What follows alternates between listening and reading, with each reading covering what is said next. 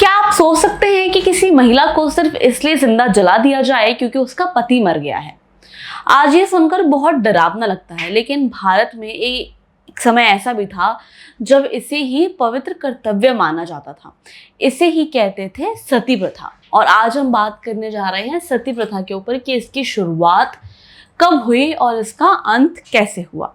तो आइए शुरू करते हैं, लेकिन उससे पहले कि इम्पॉर्टेंट पॉइंट जो है वो नोट कर लीजिएगा कि अगर आप यूपीएससी की तैयारी कर रहे हैं तो हिस्ट्री से रिलेटेड सवाल पूछे जाते हैं।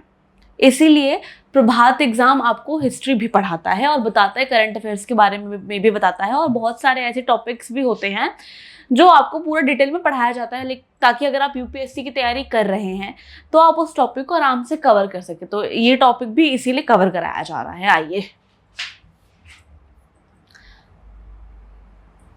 देखिए, ये तो हो गया परिचय, जो मैंने जस्ट अभी आपको बताया था कि किसी महिला को सिर्फ इसलिए जिंदा जला दिया जाए क्योंकि उसका पति मर गया है, और यही थी सती प्रथा। सती प्रथा, ठीक है। एक टाइम पे तो औरतें ये चीजें अपने मन से करती थी कि अब हमारा पति नहीं है तो हम कैसे रहेंगे, लेकिन उसके बाद ये चीजें ना जबरदस्ती करवाई जाने लगी। देखिए, अब देखते हैं कि इसकी शुरुआत कहाँ से हुई थी। पॉइंट्स में है कि कुछ इतिहासकार मानते हैं कि ये प्रथा प्राचीन भारत के कुछ समाज से शुरू हुई थी। जब राजा युद्ध में मारा जाता था तो रानी अपमान से बचने के लिए अग्नि में कूद जाती थी, और धीरे धीरे ये सामाजिक नियम बन गया। एक बार डिटेल में समझते हैं। अभी बताया था कि कुछ इतिहासकार मानते थे कि भारत के कुछ समाज से चीजें शुरू हुई थी, जहां युद्धों में जब राजा मारा जाता था तो रानी खुद आग में कूदकर अपनी जान दे देती थी ताकि दुश्मन के हाथों अपमान ना हो। धीरे धीरे ये परंपरा एक नियम जैसा बन गया, और फिर महिला से ये उम्मीद की जाने लगी कि अगर उसका पति मर जाए तो वो भी उसके साथ जल जाए। हालांकि वेदों में इस प्रथा का कोई जिक्र नहीं है, ये बाद में समाज की सोच और परंपराओं का हिस्सा बन गया। ठीक है, अब अगर देखें तो कैसे होती थी सती प्रथा। देखिए, पति की मृत्यु के बाद महिला को उसकी चिता पर बैठा दिया जाता था और जिंदा जला दिया जाता था। अक्सर ये महिलाओं की मर्जी से नहीं, सामाजिक दबाव में होता था। ठीक है, जब किसी महिला का पति मर जाता था तो उसे उसके पति की चिता यानी लकड़ी की आग पर बैठा दिया जाता था और फिर उसे जिंदा ही जला दिया जाता था। कहा जाता था कि वो सती हो गई है, यानी उसे अपने पति के लिए अपनी जान दे दी।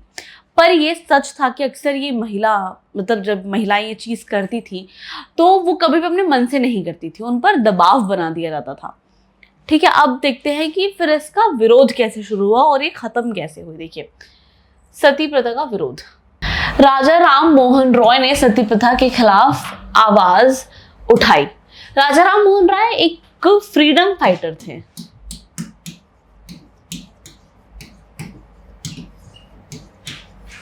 ठीक है, और ये फ्रीडम फाइटर के साथ साथ इन्होंने ही जर्नलिज्म की शुरुआत भी करी थी, समाचार पत्र, ये सारी चीजें।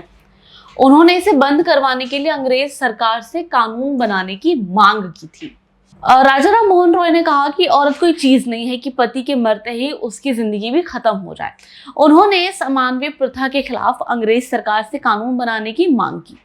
ठीक है, उन्होंने मांग तो कर दी, अब ये भी देखना है कि जो ये प्रथा थी ये कब खत्म हुई थी।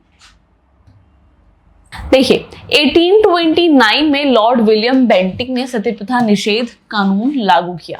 कब लागू हुआ था? 1829 में। मार्क दिस डेट ना, 1829 में। ठीक है, फिर 1987 में रूप कवर की घटना के बाद सती अधिनियम 1987 में बनाया गया था। अगर आप गूगल पे रूप कवर की कहानी सर्च करेंगे तो वहां पे आपको रूप कवर की पूरी कहानी पता लग जाएगी। ठीक है, देखिए, 1829 में लॉर्ड विलियम बेंटिक ने सती प्रथा निषेध कानून को पास किया।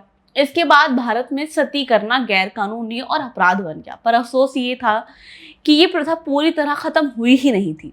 1987 में राजस्थान के देवराला गांव में रूप कंवर नाम की लड़की को सती कर दिया गया। इस घटना ने पूरे देश को हिला दिया था। इसके बाद सरकार ने और भी सख्त कानून बनाए, जैसे अधिनियम 1987। जब कोई सती को बढ़ावा देता तो उसकी पूजा करता या महिमांडन करता तो वो भी अपराध माना जाता था।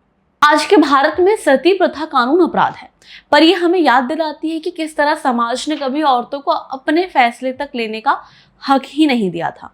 अगर आप सोचते हैं कि समाज कितना बदला, तो ये जानना ज़रूरी है कि कभी प्यार और कर्तव्य के नाम पर महिलाओं की ज़िंदगी ली जाती थी। ऐसा होता था, जब किसी महिला का पति मर जाता था तो ये तो जान लेने की बात थी। उसके बाद जब धीरे ये वाली प्रथा तो ख़त्म हो गई, लेकिन बहुत सारे ऐसे मतलब ऐसी प्रथाएं बना दी गई कि वो अलग रहेंगी सबसे, वो किसी के साथ नहीं रहेगी, वो अछूत है, या फिर लाइक कि उसको ये नहीं खाने दिया जाएगा, या फिर वो ये नहीं खा सकती, वो सिंपल खाना खाएगी, हम सबसे अलग रहेगी, दूर रहेगी, बाल मुंडवाना, ये सारी चीज़ें करना। क्या आप मानते हैं कि समाज को कभी ऐसे अंधविश्वासों से लड़ने की ज़रूरत है? हमें कमेंट कीजिए और वीडियो को शेयर तो करना बिल्कुल मत भूलिएगा अपने उन दोस्तों को जो यूपीएससी की तैयारी कर रहे हैं। और ऐसी वीडियोस के लिए, जानकारी के लिए, अपनी नॉलेज को बढ़ाने के लिए प्रभात एग्जाम को फॉलो और सब्सक्राइब ज़रूर कर लीजिएगा।